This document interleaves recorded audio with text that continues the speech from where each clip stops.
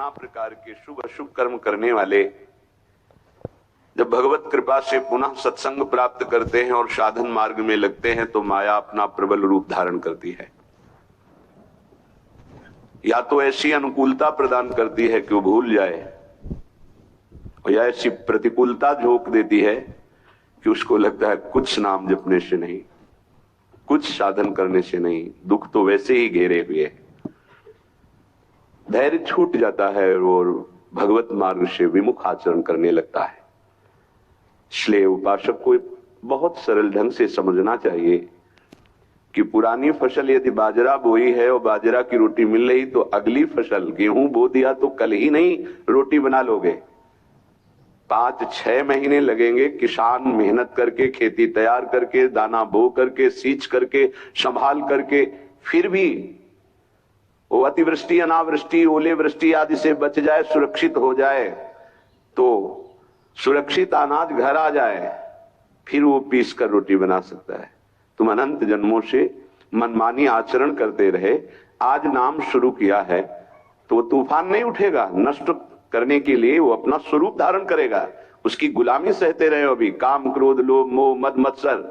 अब तुमको धैर्य पूर्वक नाम को पकड़े रहना। जैसे आंधी चले तो हम पहाड़ का आश्रय ले लें, हटे ना इधर उधर, तो आंधी तूफान पहाड़ को नहीं उड़ा सकती। ऐसे ही श्री भगवान कह रहे मामेव ए प्रपद्यन्ते माया में ताम तरन्ते। माया का तूफान आएगा पर तुम मेरे चरणों को पकड़े रहना, छोड़ना नहीं। पर ये जिनका मलिन हृदय है ना, वो सोचते हैं 4 दिन नाम जप करेंगे सारे दुख मिट जाएंगे। हाँ, पक्का मिट जाएंगे, जड़ से मिट जाएंगे, पर धैर्य पूर्वक जीवन को आगे बढ़ाओ। भगवत विमुख होने से तुम्हारा मंगल ही अमंगल है, भगवत सन्मुख होने पर मंगल ही मंगल है। थोड़ा धैर्य धारण करो, तुम्हारी ये फसल तैयार हो जाए, फिर देखना आनंदित हो जाओगे। पर ये कुसंग मन का और तन का, ये दोनों परमार्थ में टिकने नहीं देते। जहां ऐसे मित्र जन मिले जो गलत आचरण करने वाले होते हैं, वो पूछते हैं तुमने शराब छोड़ दिया, मांस छोड़ दिया, तुम नाम जप करने लगे, कुछ लाभ हुआ? अरे कुछ नहीं होने वाला, तुम देख लो करके। उसके दिमाग में माया तो आक्रमण किए ही है। तत्काल नकारात्मक भाव आ जाता है कि नहीं नहीं, भगवत मार्ग में कुछ नहीं मिला, ठीक कह रहे हो, तो आओ हमारे संग फिर हो जाओ। फिर वो माया के मलिन आचरणों में उतर जाता है।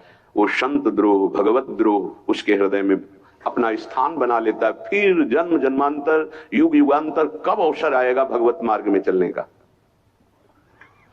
इसलिए जिनको सत्संग मिला है, जिनको नाम जपने का सौभाग्य मिला है, उनको बहुत धैर्यवान होना पड़ेगा।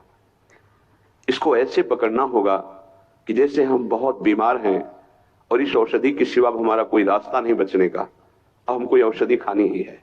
जा सुनाम भव भेषज हरनि घोर त्रिशूल, तीनों तापों का नाश करने की सामर्थ्य और संसार समुद्र से पार करने की सुदृढ़ नौका, भावरोग की अचूक औषधि नाम है।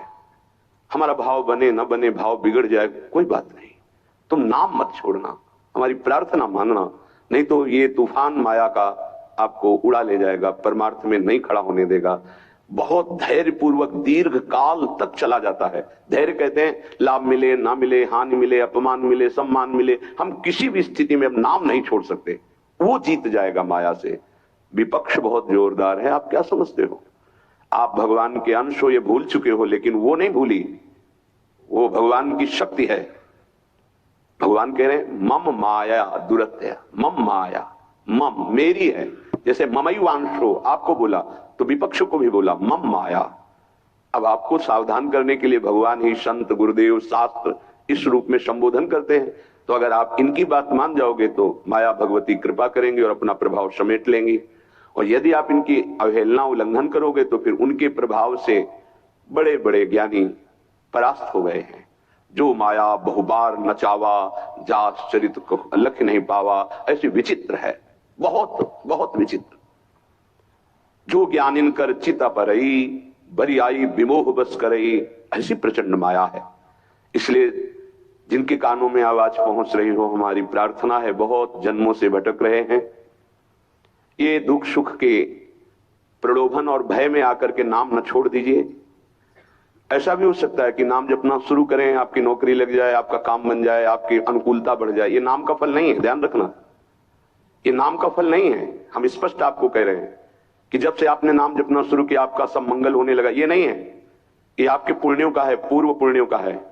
ये नाम आपको सामर्थ्य देखा, दुख और सुख दोनों सहकर परमानंद की प्राप्ति, ये विषयानंद नाम के फल से नहीं। आप नाम जपना शुरू किए, सब कुछ बिगड़ना शुरू हो गया, ये नाम का फल नहीं है। ये आपके पाप नष्ट हो रहे हैं। विवेक पूर्वक चलिए।